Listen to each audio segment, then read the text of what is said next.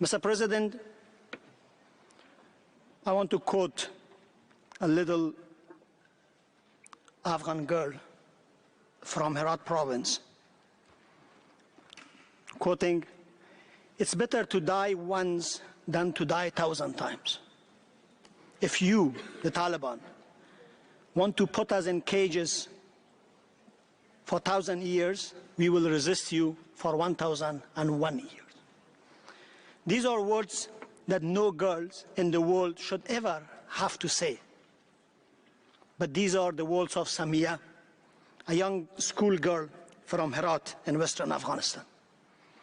The words depict the harrowing environment under which millions of women and girls in Afghanistan are living currently. The speed with which the Taliban have subjugated the population is deeply alarming. Their policies added up to a widespread, systematic, and all-encompassing attack and atrocities. The suffocating crackdown intensifies with each new day. The Taliban have broken every promises to the international community, to the people of Afghanistan, and to the women and girls of Afghanistan. Their subjective and extremist ideological interpretation of Islam is antithetical to the international human rights law. Their draconian, misogynistic form of rule does not reflect our religion, our culture, and our values. Anyone trying to suggest that what Taliban are doing part of Afghanistan culture is adding insult to the injury.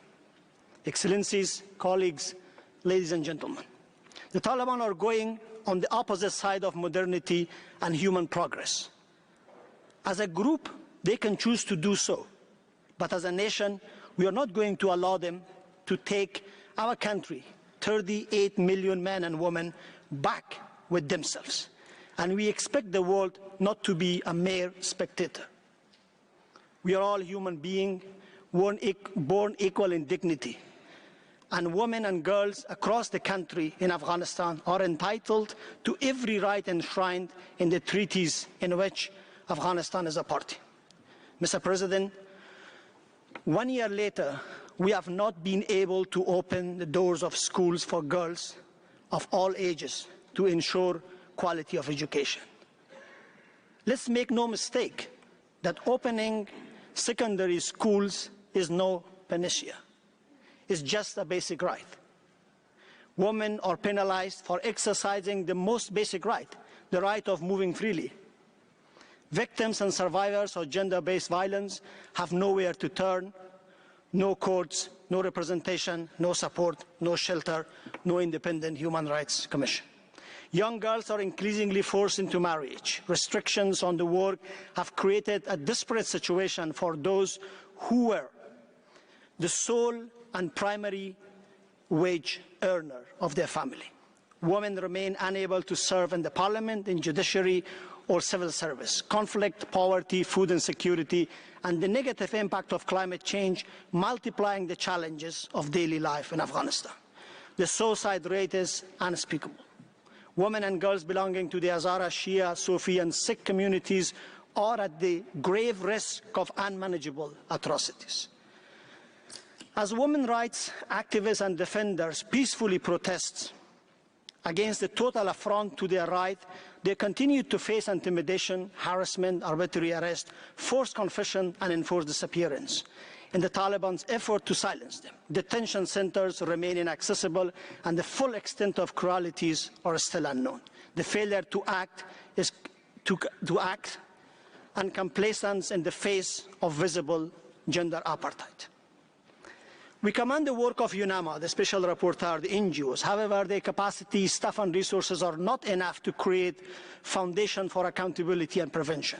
We call for immediate establishment of an independent monitoring mechanism by this Council to document violation, abuse of human rights and international humanitarian law, to identify responsible and to provide victim redress and a venue to be heard. Any further delay will only prolong misery and can encourage impunity. Mr. President, we look forward to hearing from women of Afghanistan, their experiences and suggestions which are material to a robust dialogue and decisive action by this Council. women and girls continue to demonstrate exceptional strength, courage, and resistance.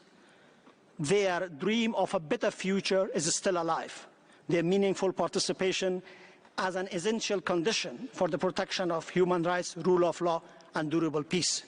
The international community must not give up on them. All people of Afghanistan, all people of the world deserve to lead safe, fulfilling life free from oppression. Thank you very much, Mr. President. Thank you, Ambassador. Tiene ahora la palabra. I now give the floor to Ms. Mahbouba Sarai for her presentation.